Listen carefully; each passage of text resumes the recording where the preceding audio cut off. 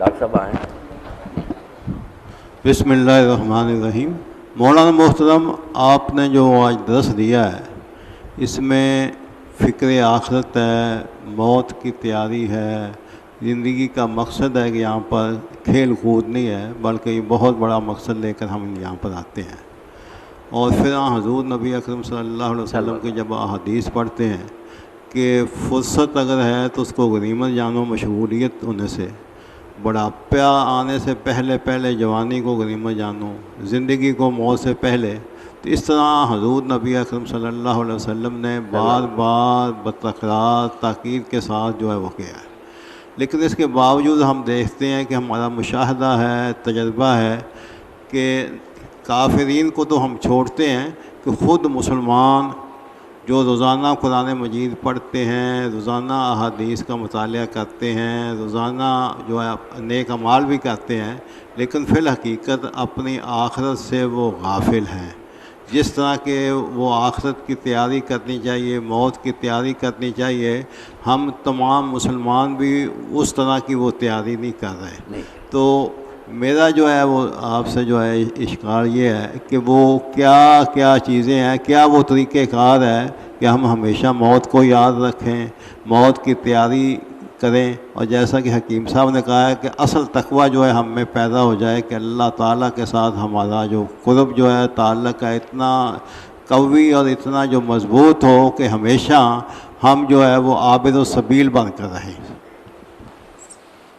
Doctor نواز صاحب نے جو بات کہی بالکل یہ توجہ کے لائق ہے کہ مسلمان بھی ہیں، قرآن بھی بہت سے پڑھتے ہیں، احادیث بھی پڑھتے ہیں، مگر اسی طرح بدعمل ہیں جیسے دور آخرت کی کوئی فکر نہیں، بلکہ دوسروں سے بھی کئی معاملوں میں تو زیادہ برے ہیں نا. تو اس خرابی کی وجہ جو ہے زیادہ تو یہ ہے کہ بہت سے تو آپ ویسے ہی نہ قرآن پڑھتے ہیں، اگر پڑھیں تو برکت کے لیے پڑھتے ہیں کہ یہ کوئی جادو کی کتاب ہے، اس کے الفاظ ہی دہرا لینے سے برکت ہو جاتی، سمجھنے کی کوشش نہیں کرتے. حدیث پاک کی طرف بھی بہت کم توجہ کرتے ہیں، صالحین اور نیک لوگوں کے تذکرے نہیں. اور بڑی بات یہ ہے کہ ماحول ایسا بنا دیا حکمرانوں نے، علماء نے، یہ دونوں طبقے جو سے بگڑ گئے. ان کی اپنی بیماریاں کہ دنیا کے لالچ اور اپنے اقتدار کے لیے مولوی بھی بگڑ گیا، حکمران ہی بگڑ گئے. اور عبداللہ ابن مبارک رحمۃ اللہ علیہ فرماتے ہیں جب یہ دونوں ڈرائیور جو تھے جن کے ہاتھ میں عمر کی باغ تھی، ہر افسد الدین الا الملوک واحبار و سوام و رہبان، دین کس نے برباد کیا؟ برے بادشاہوں نے اور ان برے مولویوں نے اور ان پیروں اور درویشوں نے. یہ لے ڈوبے لوگ ان کے پیچھے چلتے ہیں، یہ برباد کرتے تھے. بالکل شروع سے پٹری سے اتر گئے، اپنی عیاشیوں کی خاطر امت کو انہوں نے دین سے دور کر دیا. برائے نام مذہب ویسا رہ گیا جیسا سینٹ پال کہتا تھا کہ نماز روزہ کرنا تو کرتے رہو، باقی زندگی کے معاملوں سے ساری چیزیں بے دخل کر دی. اب ظاہر بات ہے کہ ایک بیچارہ عام آدمی جو ہے نا کوئی خاص بندے ابراہیم علیہ السلام کی طرح آگ سے بھی بچ جاتے ہیں، مگر وہ تو خاص کے نام ہوتے. ایسے بگڑے ماحول میں بھی چند نیک لوگ رہ جائیں تو غنیمت ہے، ورنہ جو بنا دیا ماحول ہے اس میں تو بیچارے دریا کے بہاؤ پر بیٹھے جائیں. عوام کا کیا کرا کرے؟ وہ جس جگہ رہ رہے روٹی کمانے پر مجبور ہے کہ جھوٹ بولے اور حرام طریقے اختیار کرے. بینک میں سزائے سود کے پیسہ نہیں ملتا، کروڑوں اربوں لینے والے معاف کرا لیتے ہیں، غریب کی شامت آ جاتی ہے کہ اس کا مکان پر کرو. ہر طرف بدماشی بدماشی. پولیس کے پاس جاتے ہیں، وہ بدماشوں کو کرسی دیتے ہیں، میرے آپ جیسوں گالیاں دیتے ہیں. کل پرسوں میں نے پڑھا کہ وہ ایک تھانے دار مدینہ ٹاؤن میں گھر میں گھس گیا، ایس ایچ او، اس نے عورت سے بدفعلی کی، وہ بھی گرفتار ہوا. 2 تھانے دار موقع پر رشوت لیتے پکڑے گئے، یہاں ہی فیصل آباد میں. اب ایک شہر کا یار وہ تو جو آ گیا نا سامنے، ورنہ اور کتنے جن کا دھندا ہی ہے. اب جب ایسا ماحول ڈاکٹر صاحب پیدا ہو جائے تو یہ سمجھیں کہ لوگوں کو اگر یہ یاد رہ گیا نا کہ ہمارا کوئی رب ہے آخرت، یہ بھی ان کو رعایت دینی چاہیے کہ کچھ نہ کوئی اللہ ان پر رحم فرمائے گا. ماحول ہی سارا گندہ کر دیا. ایسے آلودہ ماحول میں اگر کوئی بیمار نہیں ہوتا وہ تعریف کے قابل ہے. جو بیچارے بیمار ہو گئے ان پر تو ترس کھانا چاہیے. ماحول نہیں پیدا کرتے. علماء کا حال کیا کہ وہ ان بحثوں میں الجھ گئے. میں جانتا ہوں جماعت کا حشر کیا ہوگا، مسائل نظری میں الجھ گیا ہے. بڑے بڑے علماء حضور کا پیشاب لوگ پیتے تھے، حضور کا پخانہ کھاتے تھے. بھئی امت کا کیا سمرتا ہے لوگوں کو خوش کرنے کی؟ ایک مفتی صاحب نے یہاں شہر میں کہ مجھے تو پخانہ ہی مل جائے میں کھا دوں، نہ ملے نہ کھانا، بس بلے بلے ہو جائے. جو کام ہے کرنے کے کہ لوگوں کے عقائد سنوارے جائیں، ان کے اخلاق درست کیے جائیں، ان کو حلال و حرام کی تمیز. یہ تو ڈاکٹر صاحب فذکر بالقرآن میں یہ خواب ہو گئی. اس وقت بھی تذکیر کی ضرورت تھی، بار بار یاد. اسی لیے قرآن مجید میں مضامین کی تکرار کیوں؟ ایک ہی بات بار بار آ رہی ہے. بھئی ایک صورت میں آخرت کی بات ختم ہوتی نہیں. اللہ کہتا ہے یہ مسئلہ ہے جو بتا دیا جائے، یہ ایسی بات ہے جس کو تم بھول جاتے ہو، یہ بار بار یاد دلانی پڑتی ہے، کیونکہ دنیا ہے نقد، اس کے فائدے ہیں سامنے. کلا بل تحبون، وہ تو ہاتھ پر ہے. یہ آخرت کی باتیں ادھار ہے، 9 نقد نہ 13 ادھار لوگوں نے اصول بنایا ہوا. یہاں بار بار یاد دلانا پڑتا ہے کہ نقد جو ہے اسے دھوکہ نہ کھا، یہ چاند روزہ ہے جو دائمی فائدہ ہوئی ہے.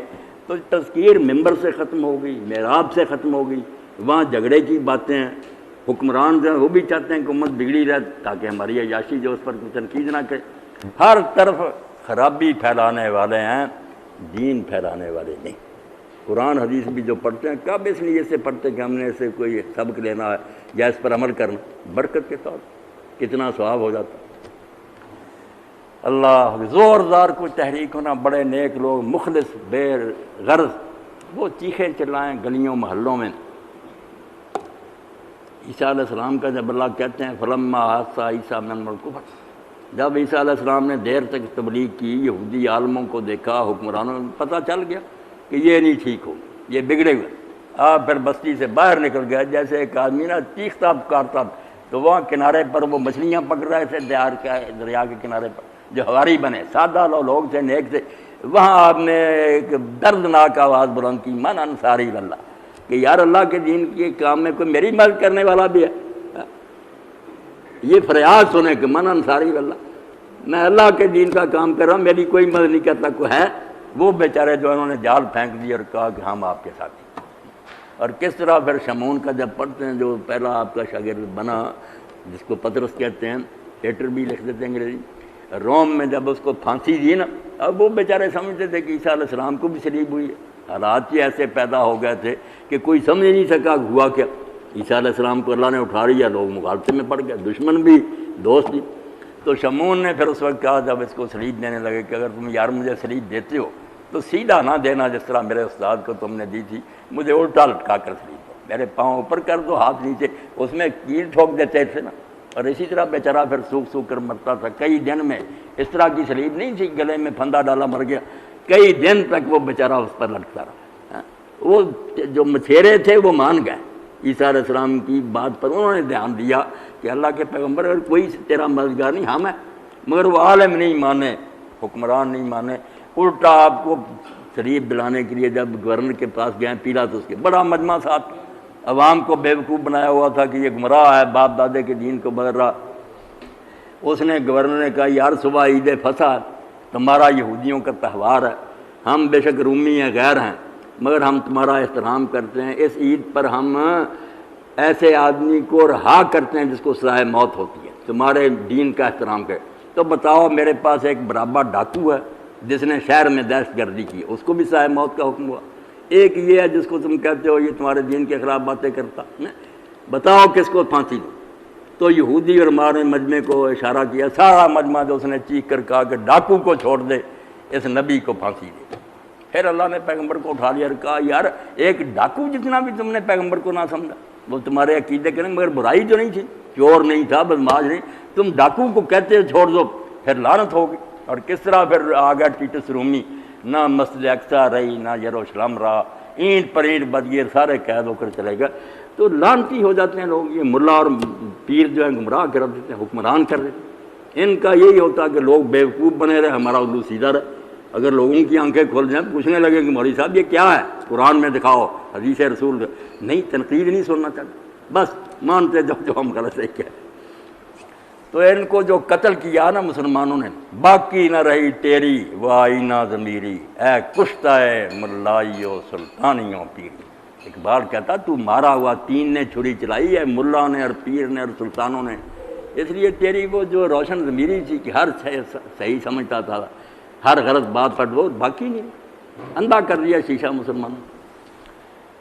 اللہ الحمدللہ رب العالمین والصلاۃ والسلام علی رسول الکریم.